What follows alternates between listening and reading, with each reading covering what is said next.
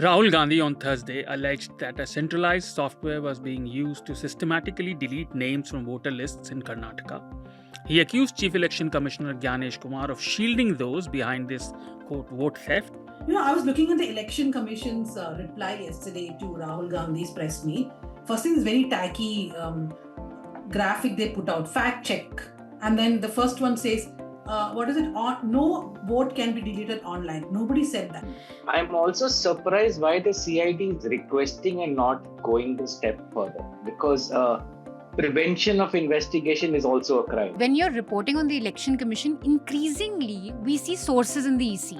This is not something that would happen earlier because, again, it's a constitutional body. You don't need to put it's not state secret, it's not national security, it's not political shenanigans within your party that you need to leak sources. Sources need to leak out stuff to the news. But increasingly, we see that news on the EC is sources in the EC say this, sources in the EC say that. Sources in the EC found scores of illegal immigrants. Why are they refusing to cooperate with something which they themselves said they filed the FIR?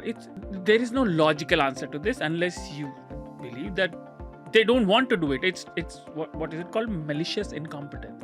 Is that technologies help do things at scale and speeds that was difficult earlier.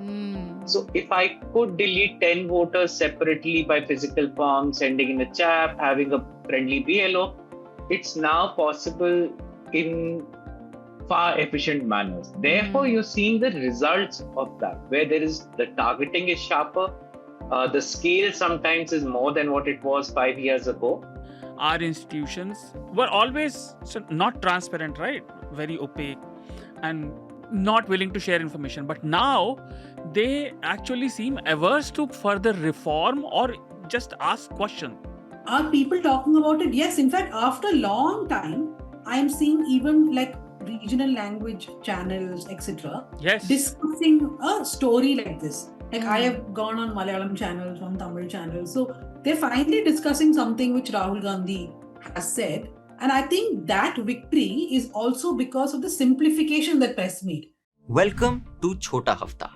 Now, Chhota Hafta is but a small, chhota version of a complete weekly podcast, Newslaundry Hafta. The Newslaundry Hafta is where you get the week's news, what made the headlines, what didn't make the headlines, but the full version is available to subscribers only. And I don't mean YouTube subscribers, although YouTube subscribers are also very welcome, very, very grateful to you, but also to Newslaundry subscribers, the paying subscribers who pay to keep news free. So you can also become a paying subscriber by clicking the subscription link. Now, what do you get if you're a paying subscriber? You get access to all our paywall content, all interviews, podcasts, and importantly, you get access to a full unedited Hafta, where you not only get to hear the week's news, but you get to hear the Newslaundry editors' positions on matters. You get to see their biases, what are their prejudices. It's an exercise in transparency while also informing you, and we have a few quips and jokes and agreements and disagreements thrown in. So listen to the full Hafta, subscribe to Newslaundry, and pay to keep news free. Here we go. Angrez apna lagan or Newslaundry apna hafta kabhi nahi chhodte. I'm going to be your host this week because Abhinandan is away on some important duties. We have lots to discuss. It's been an action-packed news week. The most important thing that happened this week was our Prime Minister turned 75. Yay! How did you celebrate, Dhanya? Well, I celebrated by asking everyone to pay a subscription, and I told them that it's a birthday gift to Narendra Modi ji because 18% of GST goes to the government. Exactly, guys. 18%. This is the remarkable GST reform for news subscriptions are taxed at 18% GST and they continue to be at 18% GST. Thankfully, they're not sin goods yet at 34, 24, whatever that bracket is. We have a special offer that you can get through this week to honor our dear Prime Minister and his 75th birthday and his visionary GST reform. You can get a 25% off on joint Newslaundry and News Minute subscriptions. 6-month subscription is at 1875. So it's a great deal, guys. You get with 1875, you can get 2 subscriptions to Newslaundry and News Minute, all our paywall content. You can attend the Media Rumble, so it's great fun. And of course, there's the Media Rumble. We are going to be coming to Bengaluru on the 3rd and 4th of October. So very soon. It's a long weekend. It's Dussehra, so please spend it with us. We'd love to have you guys attend it, chat with us, meet the Newslaundry team, meet the News Minute team, and all the fabulous journalists that we have on board this year. So please register for this event. It's exclusive for our subscribers. So if you get a subscription, it's free for you. You can attend it for free. And with that, Shardool, let's have the headlines. Again, Karnataka is at the center of the storm, even though this is where Congress is quite strong. So Dhanya, I want to first come to you to just give our audience a sense of what this allegation is. And to your mind, how much of this is, credible, not credible, we have to investigate. But prima facie, is it good enough for a solid investigation that ECI should get into rather than simply saying that, oh, this is just rubbish? In Alan, it's kind of complicated because what the allegation is that 3 different acts, which is the National Voter Service Portal or the NVSP, the Voter Helpline app or the VHA, and the Garuda app of the Election Commission was used to fill Form 7. So Form 7 is basically somebody fills a form and to delete a voter. So around 6,018 forms were filled. And at the booth level officer, in fact, the Hindu had this story, I think 2 or 3 weeks ago. You sent it to me, Manisha, saying, read it. So the Hindu story did track down some of these people in whose names the forms were filled, but they had no clue that the forms were filled using their phones, that the OTP has come to them. And also some of these phones were traced to Maharashtra, I think Andhra Pradesh, etc. In somewhere, I think there's a bit of politics being played where one is not trying to investigate, but one is trying to use it for political purpose, which is fair. I guess Congress is a political entity. It will use what's to its advantage. The weakness lies with Election Commission, the way it attempts to camouflage what it does, hide plenty, and then lie sometimes. And I use these words very carefully because lying is a degree higher than camouflaging and telling half-truths. And in the last few months, we've seen the Election Commission do all 3. So if you had to look at like out and out lies that the EC has put out, what would you say they were? This Ganesh Kumar, ECI, kept saying that a 2019 Supreme Court judgment said that machine readable voter list can also be a breach of privacy. I went and read that judgment like 2 or 3 times to understand, did the Supreme Court actually say don't have machine readable forms so that there is a breach of privacy? It was not so.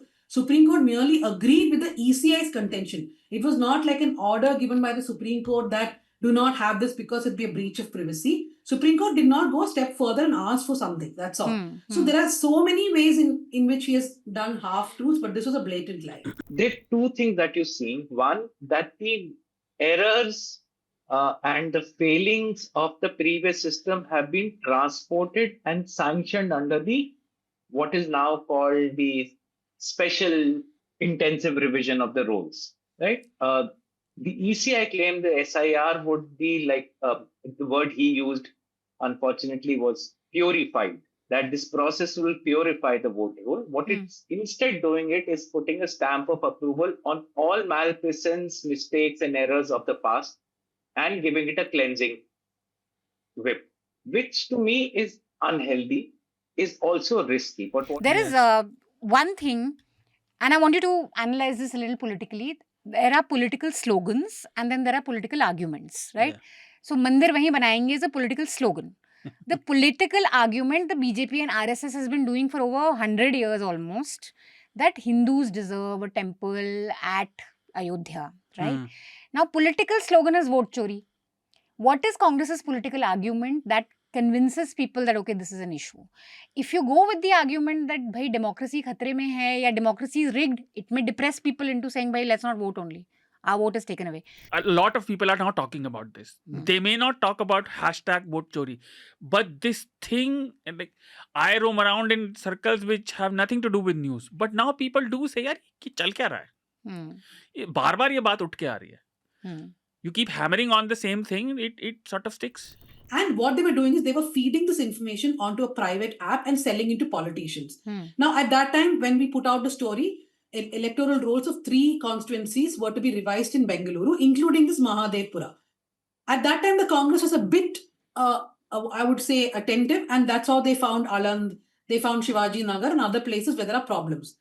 But Maharashtra, were they sleeping? Like, this is something I've asked Congress people many times. If you're saying that voters have increased by lakhs, then you should have known, right? Now, they point out that voters are added even 2 weeks before the election. So they are actually not able to keep count of how the voter list is going up. They perhaps will become more careful booth-wise, which they are never. But the second is they can also become complicit.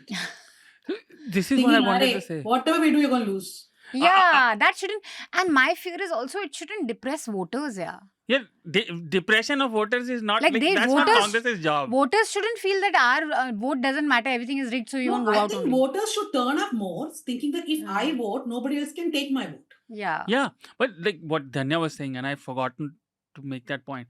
The Congress leaders and Congress party cadre is already famous for being complacent. and one thing, like I don't think they're listening to me or us, but if they are, all this success in gaining media traction and PR is not a substitute for groundwork. If you want to win in politics, you बस मुफ्त में इतना ही मिलेगा. For the full uncut podcast, subscribe to Newslaundry and pay to keep news free. The best way to listen to the Hafta and indeed all our podcasts is through the Newslaundry app. You can download the app by clicking on the links given in the show notes. So do download our app and get the best podcast experience. And also pay for news and support a new news media ecosystem that Newslaundry is trying to encourage, where we are accountable to you because we run on contributions that you make. We don't take government ads, we don't take corporations ads, so that news serves the public, because when the public pays, the public is served. Subscribe to Newslaundry, click on the link in the show notes below and proudly say, I pay to keep news free.